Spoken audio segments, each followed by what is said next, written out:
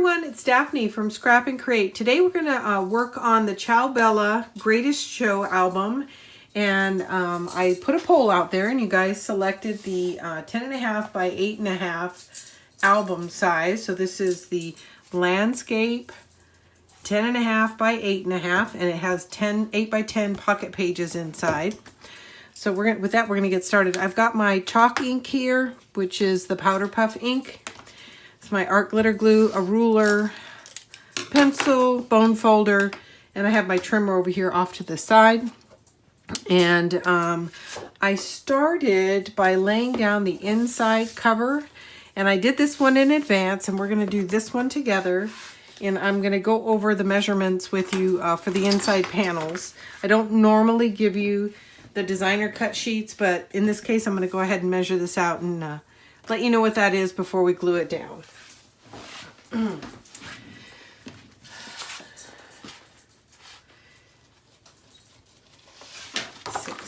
Oops. I've got some help here. Nala's in here with me this morning.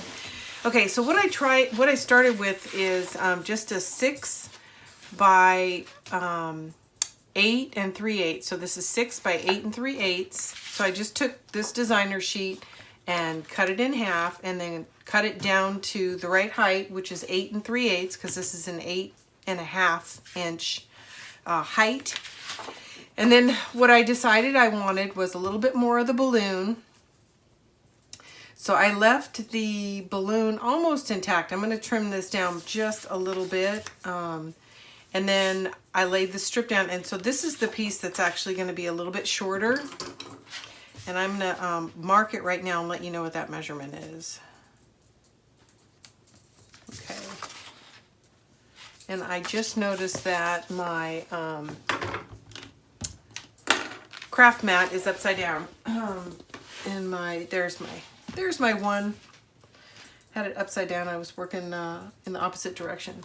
So if we trim this down, it's going to be, I'm going to trim this down to 4 3/4. 4 3/4. Actually, I take that back. It's 4 5/8. 4 5/8. And then what I'm going to do is I'm going to adhere these two pieces together. Well, I'm going to ink them first. Join these papers. And then I am going to come back and lay it in here and then put a tick mark and actually trim it down to fit this panel. So it's still slightly oversized, not a lot, but a little bit. But I'm going to go ahead and join these two pieces, ink them, join them, and then we'll lay it in here and make sure that it fits. Now, I want to make sure that I have the same mirror image, so I'm just flipping these two patterns so that the tan is on the inside and the balloons are on the outside. And I might have to come back, if I trim any of this, might have to come back and re-ink. So the most important part about inking right here is the two edges that are going to be joined. You can't ink them after you put the tape in. And I'm going to get up and let my dog out, and it looks like I forgot my tape, so I'll be right back. Okay, I'm back. I've got my tape. And I did want to share with you guys, I'd been talking about this previously. I had been using a tool, what was it called? An OmniGrid. And I had decided that the markings on the OmniGrid were really too busy for me. So with the help of a friend of mine, Martha Jackson, together we developed a tool that I'm pretty happy with right now, and we're selling these in the shop. So I'll leave a link below. So this is a pop socket like you would find on the back of your telephone. And then this is a clear acrylic grid, and there's two reference lines here. One is for an 1/8 inch and one is for a 1/4 inch. And what I found difficult to use about the OmniGrid is there was just so many lines. It was hard for my eyes to track it. I'm really happy with this. I've only been working with it for, this is my second album. I think Make-A-Wish was the first album I started using it on, and I prefer it much better to the OmniGrid. It's not as busy to look at. It's easy for me to run along the edge of something to see if something's drifting up or down, and of course it's my tape terror. So if you guys are interested, take a look at it in the shop. Like I said, we're selling these. We just started selling these this last week. So I want to thank Martha Jackson for helping me out with that project. And this is another reason why I love this powder puff. I just flipped it over on this paper and it didn't transfer. Which I'm sure if you do any amount of crafting, we've all dropped an ink pad on something at some time or another. That and the fact that I don't have to have a separate applicator to keep track of. On what is usually a sea of paper on my desk. Right now it's pretty clean because I'm just working on this one part. But usually it's kind of like a tornado hit. Okay, so I'm going to double check all my measurements, get my ink covered up and double check all my measurements. And I'm not measuring it, I'm checking it against the previous one. And I came up with these dimensions just by sliding this back and forth, deciding how much I wanted exposed, and I just did it visually. And then once you get one, you just measure everything off the first one. Okay. And yeah, it looks like I'm gonna have to trim this one a little bit, but like I said, the first thing we're gonna do is put them together. So I know it's gonna go in the book this way. I'm gonna flip it over, get a line of tape down here, join these two pieces, and then we'll trim it as a unit. And the whole thing's gonna get glued down, so it doesn't really matter. Oops, it just shifted over. It doesn't matter to go exactly to the edges because the whole thing is gonna have glue on it before you lay it down. Okay, now I'm just gonna marry these two corners up. And as usual, I'm gonna use that corner as a pivot point to get the rest of the paper in. And keep in mind that we're gonna cover that seam with a piece of trim, so it's okay if there's a tiny little gap there. It's not a big deal. We'll go ahead and put that trim down, then we'll trim off the two edges and then figure out if we need to shorten this by putting it back into the album on the panel that it's going to actually be permanently adhered to, and measure from there.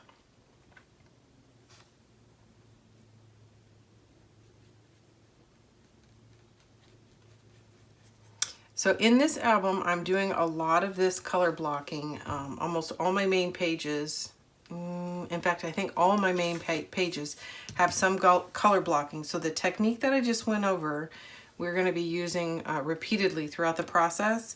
I've done some in advance and some I'll do with you. And it looks like I centered this on the seam. You can go ahead or below the seam if you like, but it looks like I centered it. And then it felt like, yeah, there's a little piece of debris in there, so it didn't want to lay down. Okay, so I'm just looking for it to be straight. I'll knock off those two little edges here and here, and now I'm going to go and put it into the book as we discussed and mark it where I think I need to trim it. So I'm trying to stay out of my score line here so that the page will function. And then I'm working to have a 16th inch border.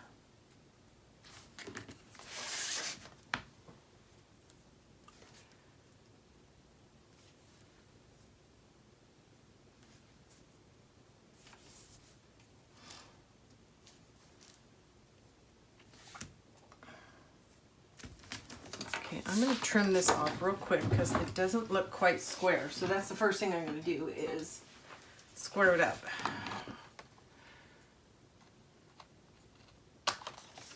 Okay. I'm gonna put it in my trimmer real quick, make sure it's square. And what I mean by square is, I don't mean square literally, I mean a right angle. Make sure my angles are tight and right. Yep, and there it is. And the reason I could see it is as I was laying this down, when I was trying to get a right angle and get an even mat here on this side, it was coming up crooked on this side. So I knew one of the two sides was not quite at a right angle, and now it is. Beautiful, beautiful. Okay, now I feel confident in putting my mark.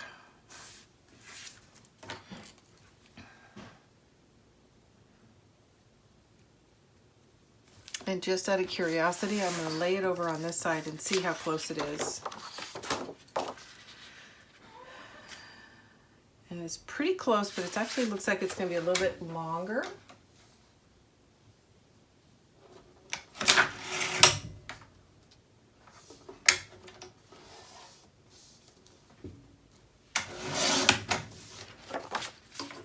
Okay, double checking. We're dry fitting again.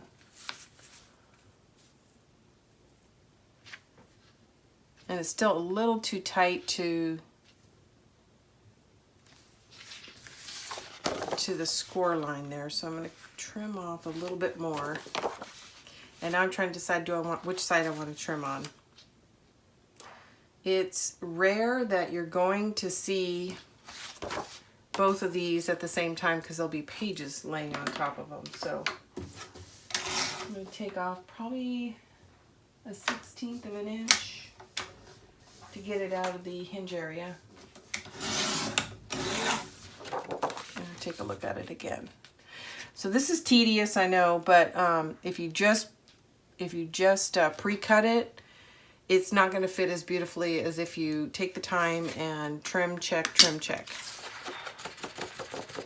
So now that I'm done with that, I'm going to go over the measurements just so you have an estimate. But again, I would over trim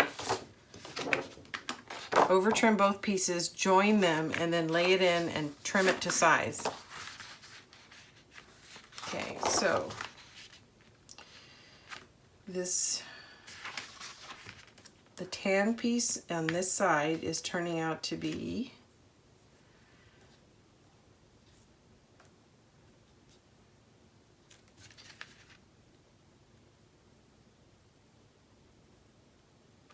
about 4 1/4, and this is 5 3/4, 5 3/4, 4 1/4, and then of course you have a seam in here.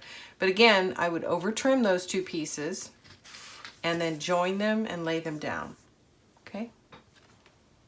All right, so I'm ready. So I'm going to take the tape off and we are going to add some glue and lay this down. And then that is the inside covers.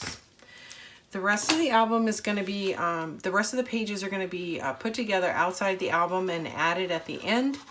You guys seem to prefer that method, so that's what I'm doing.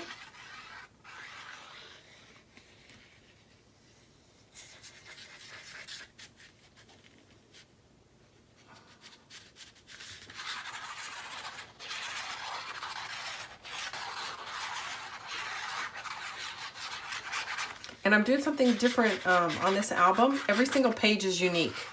A lot of times I design 4 flaps or 4 interactive pages and then I reuse them. I use them twice in the book. In this case, every single page is going to be different, and the pages are based on the paper design itself. So I cut around what I thought were the prettiest design elements, and the flap sizes came from that. So it is very pattern specific. I mean, of course you could use any paper, but my flap sizes, my interactive pieces really came from, like I said, the design paper itself and the element within the paper. Okay, that's on, and look how nice that is. And that is because we took the time to over trim and then come back and trim down to size. And nothing works better than that. Nothing gives you a better result than take your time in doing that. Pre-cutting, it would have been pretty and close, but not as nice as what the process that we just used. And you know what? I said all that bragging, and I look like I'm a little too high. So I'm going to slide this down just a little bit.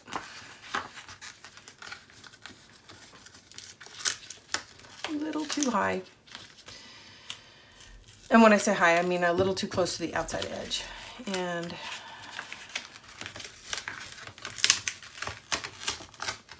you want to peel away from the edge, because if your paper is going to tear, you want to tear inside, not out. There we go. I also think I need to get a little more glue on this section right here where where the join comes together. Okay, sorry about that. I looked at it, didn't look even.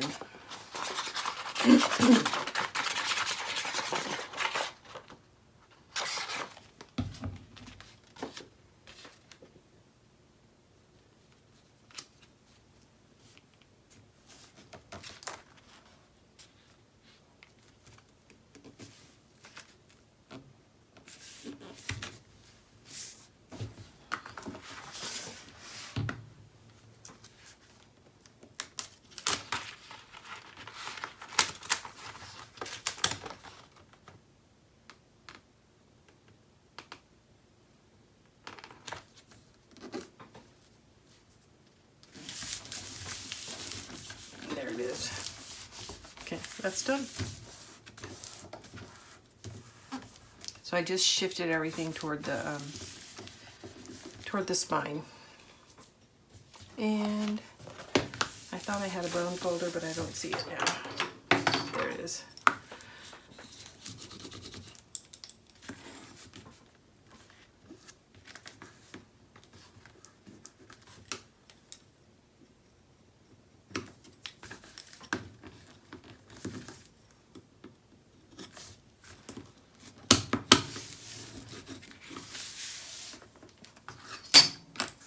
Okay, that looks really good.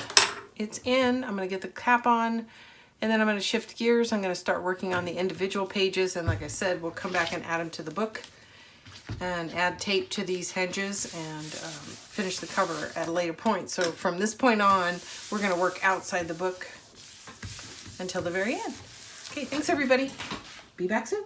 Hey everyone, it's Daphne, and we're back to continue working on the Ciao Bella 10.5, so 10.5 by 8.5 landscape album. And in our last video, we installed this. I had pre-installed this, and then together we installed this. Now we're going to get started on the individual pages in the book. So I've got some tools. I've got 2 different size tapes. This is the one I most commonly use, which is the 5/8. My art glitter glue, a ruler, my ink, scissors, pick tool, bone folder, something to write with, and then of course my tape tear if I need to apply and tear tape. Again, this is the Ciao Bella Greatest Show. And so the first thing I did was I've got my pocket pages already made, and these are 10 by 8, 10 by 8, and you construct these pages by putting 2 8.5 by 10 sheets together. So they're adhered on either end with a 1/2 inch hinge or flange, and that's how you get this. Now there is a complete tutorial for the 10.5 by 8.5 base album build, and that'll be part of this playlist, but we're not going to go over that build in this set of tutorials. This tutorial will be focused on what to do with your album after you have the base build complete. Again, if you select the playlist, the first video is going to be the walkthrough. The second video will be the base album build. The following videos will really be the customizations that I put together that are specific to the Ciao Bella Greatest Show. So one of the things I do with my pages, if I'm not adhering them to the book and designing out of the book, is I want to label them. So I indicate the page and then which side the spine is going to be on, because as I'm adding my interactive features, a lot of times I don't want them to interfere with my spine or my hinge. So I want to keep track of which side I'm on, and that gets a little confusing after page 1. So here's page 1. There's my page number. There's the spine. If you flip it over, there's the page number and the spine, page number. So I would recommend labeling them, whether you do it with a sticky note or with a gel pen, doesn't really matter. But you want to keep track of where your spine is. This one's easy to tell which side the pocket's on because of it's a landscape orientation. It would be true if it was portrait as well. But when you're working in a square format, sometimes it's easy to lose track of which side the opening is on. So that's another reason why you want to label your spine. Okay, so I'm going to set all the extras aside and just pull in one. And as I indicated in our first video, I'm doing color blocking on all of the base pages. So I've already done this in advance. You can see I've got my tape on the back. I've inked all my edges. So I'm going to do some dry fitting, and I'm going to give you some rough estimates for this. But again, my recommendation is you overcut, join the pieces, and then trim it down as a whole. You'll get a much better fit. But I'll give you some estimates on what I did here. And this is 3 3/8, so just under 4 inches. 4 inches would have been fine too. It's really just about visually what's pleasing. And the red piece is 6.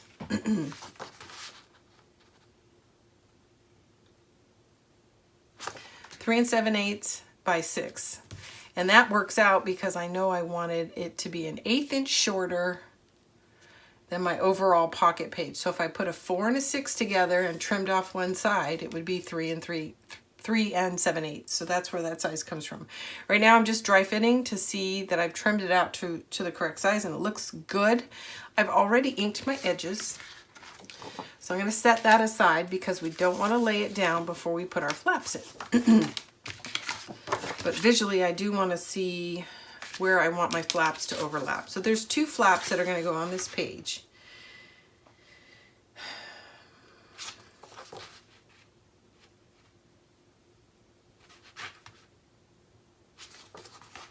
So this is 6 5/8 by 4 1/8. So when you close the hinge here, you're going to have a 6 1/8 by 4 1/8. And that size comes from, these are being trimmed down to fit the ephemera that's part of this collection. The ephemera, the cut-aparts or card toppers are 4 by 6. So you're going to want 1/8 inch larger for your mat, wider and longer after your 1/2 inch hinge. So that's where I came up with that size. Normally I would trim these down to 4 by 6. So that's a very standard size for photos, but I made them an 1/8 inch longer and wider to accommodate the cut-aparts as part of the Ciao Bella. Every single paper collection does their cut-aparts or card toppers slightly different. For example, Stamperia does 3.5 by 5.5. And Graphic 45, I think, does 4 by 6. So these are just exactly 4 by 6. So you're going to want your panel just a little bit bigger. All right, so now I'm just trying to visually decide where I want my flaps. And I think what I'm going to do is come in about 1 inch on either side, and it's not precise. This is just what I think is going to look the best. Come in about an inch on each side. When I say an inch on the pocket page, not on the designer page. So that should be pretty easy to do. I'm going to pull in, actually I'm going to line this up on my grid so you can see my grid line here. So I know there's my tick mark. So this is where the outside edge of one flap is going to go, and then the other one's going to get installed on the top. So there's the outside edge. So just a quick marker. Now I'm going to lay these down, and then we can start decorating. Okay. Put down one corner, use it as a pivot point until you've lined up the other edge. That's in. Okay, now I'm going to turn it over and do the same thing on this side.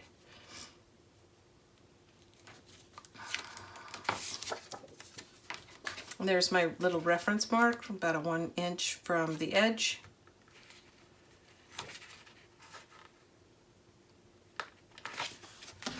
Okay, and I'll tell you those measurements one more time.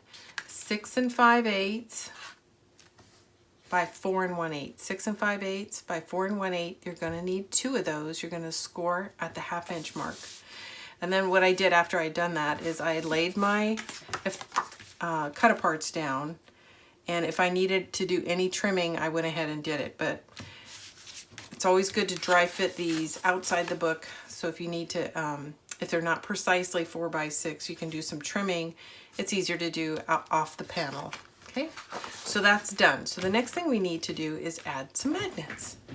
Be right back. Okay, while I was away, I forgot my magnets. So I ran and got my magnets, and I went ahead and placed them. So I'm going to talk to you a little bit about placement. So I want them on the edges of both of the flaps, but I want them down far enough so that when I put my designer paper in, I don't have to worry about any exposure. So I laid down this magnet and put the magnet on the opposing side, and then I put my tape over the magnets, and that just softens the edges so that that ridge isn't really hard against the designer paper after I put it in. Okay, with that all done, we're ready to actually start decorating. So here is the paper that's going to go down on page 1.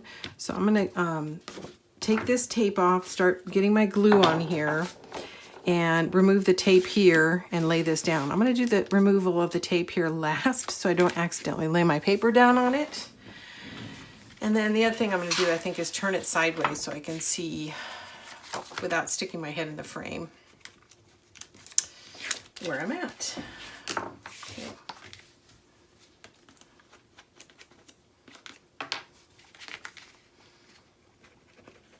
This is a really fun collection. Of course, if you have a theme for the circus, it's great for that. I think it's great for birthday parties. If you have a circus themed birthday party for a little one.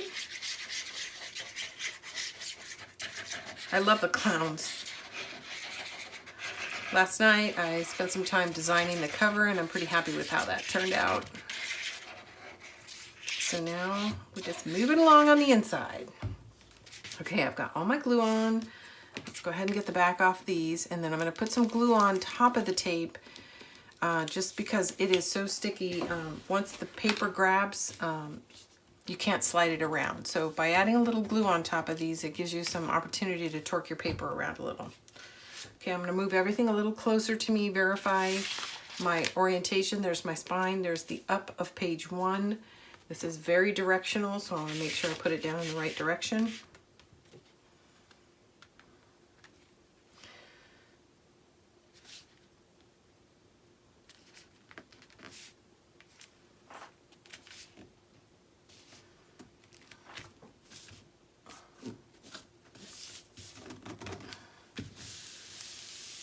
There we go.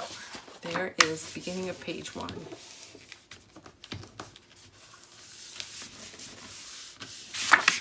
Okay. All right, so now we've got these 2 flaps, and I've got these cut aparts that are going to go like so. So I just need to decide which one goes on which flap. And I think I like the more red on top of that pattern, this one over here. I've already inked these edges, so I'm just going to glue them, put these down, and then we're going to line the inside. And that is the end of page 1. It's a very simple page. Now, after I get all the basic components in of the pocket pages, I will come back and do some embellishing. But right now, I just want to get all my loose papers down for 2 reasons. 1, I have to keep moving them around. And 2, I worry that I might repurpose something, which has been known to happen. So I like to put them down as soon as I can. I'm using, just putting this paper down so I can see all my edges crisply, and hopefully you can too.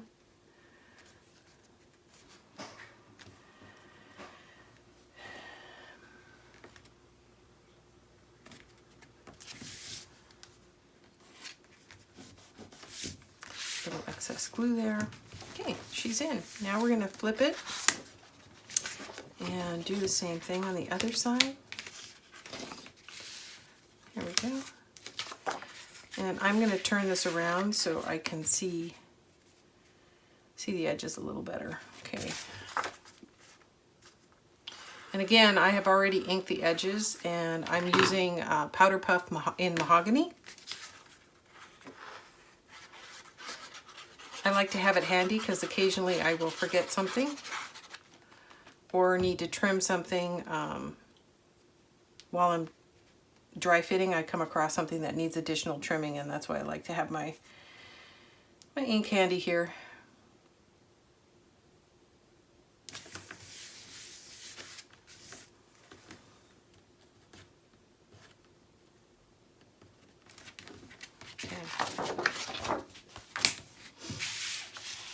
So there is page 1. Now let's go ahead and get the inside liners. This is the paper that I chose. And here's why I keep my ink handy. I did not ink the edges. So let's go ahead and ink these edges. And as you can see, I actually just use the pad as the applicator as well. That's one of the things I really like about the powder puffs, is not having to have an additional tool on my desk.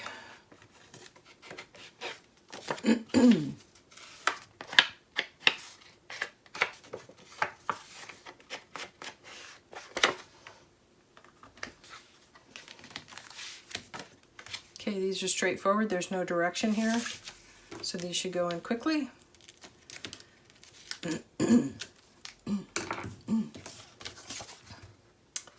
So, all right, one of my subscribers sent me an email from Australia and said she's going to be here in California in the next week or so, over in the La Jolla area. And I sent her a response. I haven't heard back, but I'm hoping to hear from you. And right now your name escapes me. I don't have my email handy. We would love to host you while you're here in San Diego. So I left you an email with our address. So get in contact with us and we will try to work something out with your schedule. So I look forward to meeting you and hearing from you, and whether you can make it or not. So Julie and I are partners in this business, and we are also neighbors. So we live just one house apart, and all of our work gets done out of our home. So it's pretty easy to catch up with us because we're in the same location. Okay.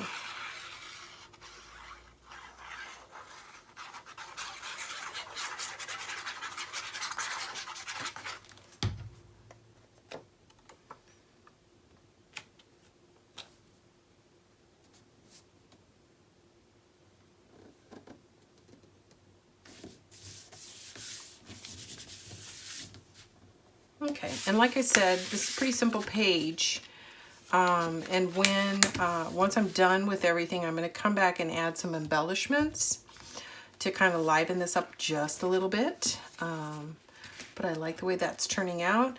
I've got a dark red strip that I'm going to put here to soften the edges between the two pages. It's not necessary, but I like the look.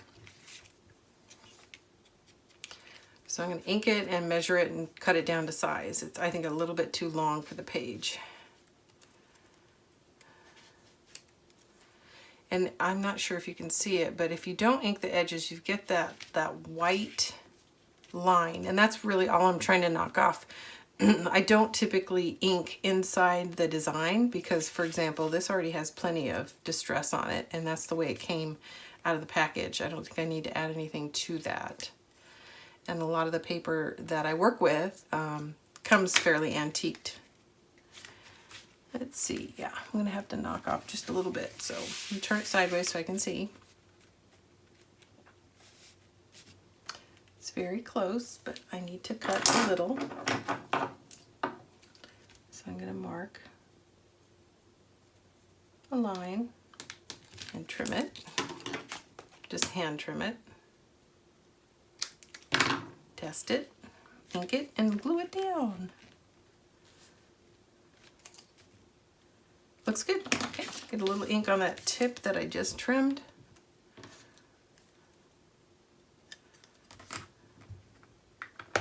All right.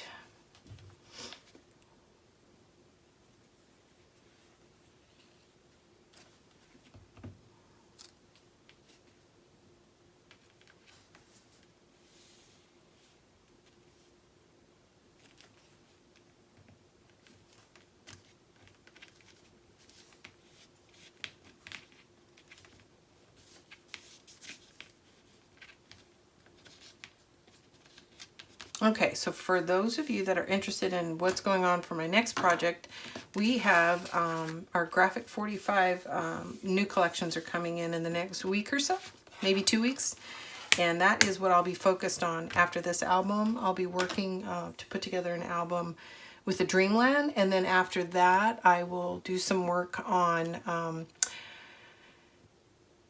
Life's a Journey. Yeah, those are the 2 new collections that are coming in. Okay, so that's the end of page 1. So we're going to flip it over. And as I mentioned before, I've already marked it page 2, and this is the spine side.